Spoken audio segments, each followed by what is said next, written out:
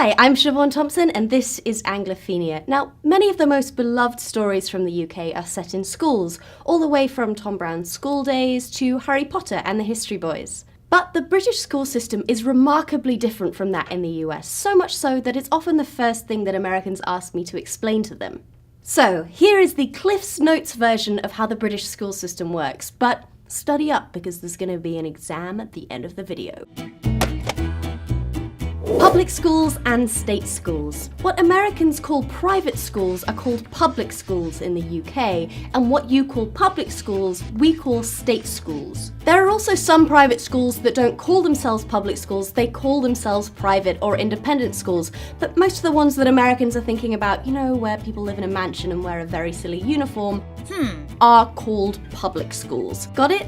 Most state schools these days are comprehensives, meaning that they accept students of every academic ability, but there was a system that's still in place in some areas of secondary modern and grammar schools. There, kids take a test at 11 to see what type of school they'll go to, the grammar schools being more academic and the secondary moderns more vocational. Church schools. There's no separation of church and state in the UK, so many schools, both state and public, are church schools. Oddly, this doesn't translate into later church attendance, which is much lower in the UK than in the US. Sort of like how most people don't use algebra after the age of 18, I guess. Uniforms. Pretty much all schools have some kind of uniform, ranging from a school jumper all the way up to the white tie and tails that they wear at Eton. The idea behind it is to create a sense of identity and school pride. See? Still fits. Prefects. In British schools, older students can be chosen to be prefects. Being a prefect sounds super cool, but in reality it mostly entails policing the lunch line and stopping the younger kids from hitting each other. You do get a cool badge though, so that's something.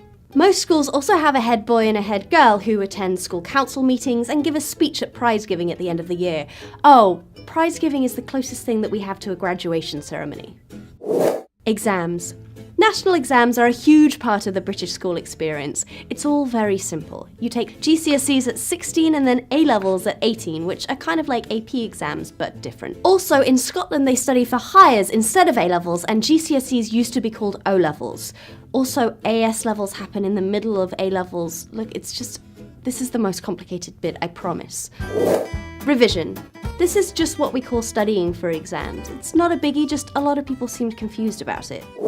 Juniors and seniors. Instead of the American system of elementary school, middle school and so on, most British schools are divided into juniors and seniors. Junior school, also called primary school, is for 4 to 11-year-olds, and senior school is for 11 to 18-year-olds. At some public schools they divide it up a little differently. They have pre-prep from 4 to 7, prep from 7 to 13, and then senior from 13 to 18. Sixth form. The last 2 years of school is called the sixth form, divided into the lower sixth and upper sixth. The name is a hangover from a previous, more complicated system of naming classes which has stuck around for some reason. In many schools, sixth formers are given a lot more freedom than the other students, often being allowed to wear their own clothes instead of school uniform. Cool. University.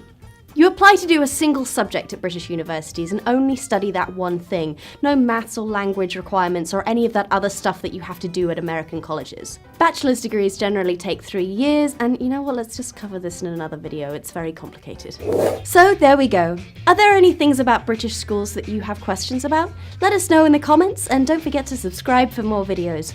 Also, if you have any other questions about British culture, you can tweet us at Anglophenia and maybe your topic will be covered in another video. I highly recommend this one. You know, I think that you would prefer this one. This one is very good.